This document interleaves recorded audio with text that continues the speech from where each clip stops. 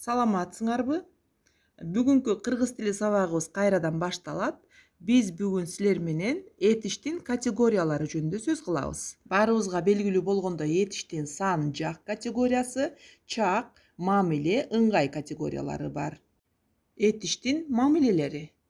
Кыймыл-аракеттин сүйлөп жаткан адамдын өзү тарабынан иштелгендигин же башка адамдар тарабынан аткарылгандыгын билдирген грамматикалык категория. Мына ошол кыргыз тилиндеги этиштин мамилелери бул 5ке бөлүнөт. Негизги мамиле, өздүк мамиле, кош мамиле, туюк мамиле жана аркылуу мамиле. Негизги мамиле. Кыймыл-аракеттин сүйлөп жаткан адам болбосо сүйлөмдүн ээси тарабынан аткарылгандыгын билдирет. Мисалы, Замира китеп окуду. Эмне кылды? Окуду. Ниязбек жазды. Эмне кылды? Жазды. Негизги мамиленин өзүнө тиешелүү мүчөсү жок. Башка мамилелерди түзүүгө негиз болуп берет. Туунду жана тубас этиштердин баардыгы бул негизги мамилени түзөт балдар. Экинчиси кош мамиле. Кыймыл-аракеттин бир канча адам тарабынан биргелешип аткарылгандыгын көрсөтүп, негизги этишке ыш мүчөсү уланат. Мисалы, негизги этиш ал болсо, ага ышты уласак, алышты бир канча адам тарабынан аткарылып атат. Байкап атасыңарбы? Жаз, жазышат, жазышты, сана, санашты. Бир эле адам эмес, бир канча адам кыймыл-аракетти аткарып атат. Үчүнчү мамиле бул өздүк мамиле. Негизги этишке ын деген мүчө улануу аркылуу кыймыл-аракет бул иштөөчүнүн өзү тарабынан иштелгендигин билдирет. Мисалы, ач деген негизги этишке ынды уласак, ачын. Кыймыл-аракет өзү тарабынан иштелип атат. Көр, көрүн, жуу, жуун, Мира жуунду, Азамат таранды, күзгүгө каранды. Туюк мамиле. Кыймыл-аракеттин өзүнөн өзү иштелгендигин билдирет. Негизги этишке ыл мүчөсү уланат балдар. Мисалы, жаз, жазылды. Демек, бул жерде кыймыл-аракет конкреттүү түрдө ким тарабынан аткарылгандыгы мындай бир ачык эмес да. Ач, ачылды. Тос, тосулду. Жаса, жасалды. Бир канча иштер жасалды. Мисалы, туюк мамиле. Оңолду, кесилди жана башкалар. Бешинчибиз бул аркылуу мамиле. Мында кыймыл-аракет бул өзү тарабынан эмес, башка бирөөлөр тарабынан аткарылгандыгын, иштелгендигин көргөзөт да. Мисалы, буга дыр, кыз, кырыр, коз, ыз, ты, ыт сыяктуу мүчөлөр уланат. Мисалы, негизги этиш ал болсо, алдыр, гүлдүр, отургуз, жеткир, батыр, өткөз, агыз, санат, коркут, үйрөт деген сыяктуу мисалдарды келтирсек болот. Демек, кыймыл-аракет бул буйруучу тарабынан башка бирөө аткара ала тургандыгын байкадыңар. Этиштин ыңгай категориясы.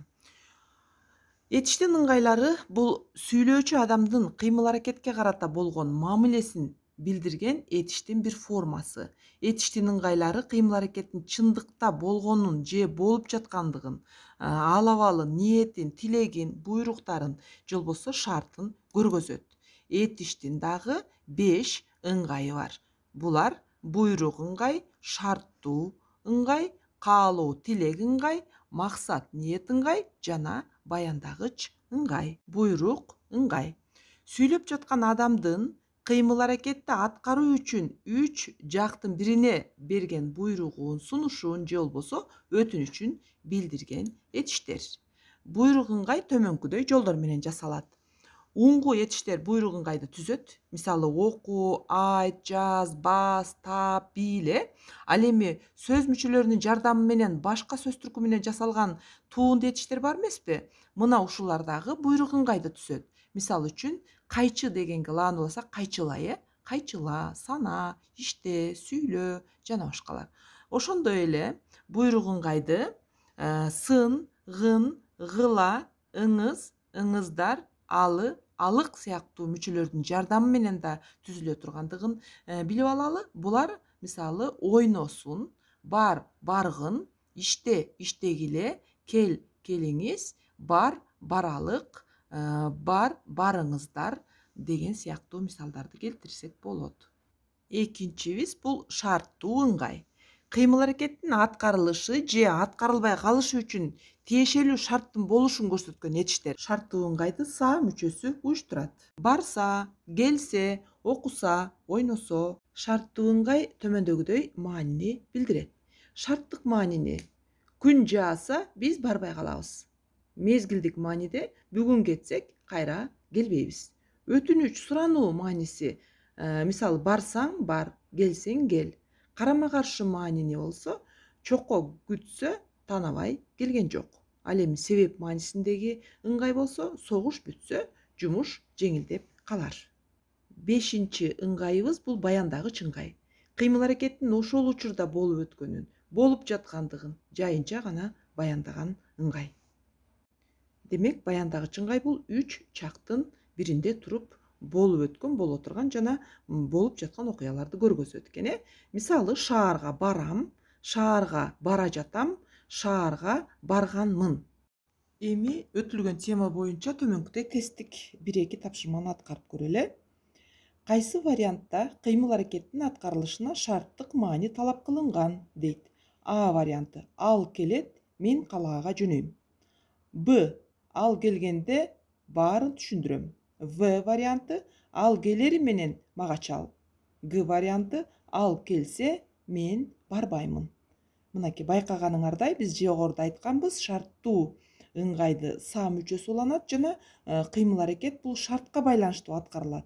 Бул жерде Г варианты туура болуп турат. Ал келсе мен барбаймын деген шарт турат. Экинчи тесттик тапшырма бул: кайсы вариантта кыймыл аракет биргелешип аткарылды дейт. Демек, бул жерде кош мамиледеги этишти сурап атат балдар. Тоого жылуу кийинип кетишти. Асан берилген тапшырманы аткарчы. Жапар бир мүшө күндө ат энесине алды. Г варианты: айдай сумкасына китебин араң батырды. Демек, бул жерде кош мамиле болуш үчүн негизги этишке ыш мүчөсү уланыш керек эле. Ал А вариантында кезикте кет деген негизги этишке ыш мүчөсү уланды.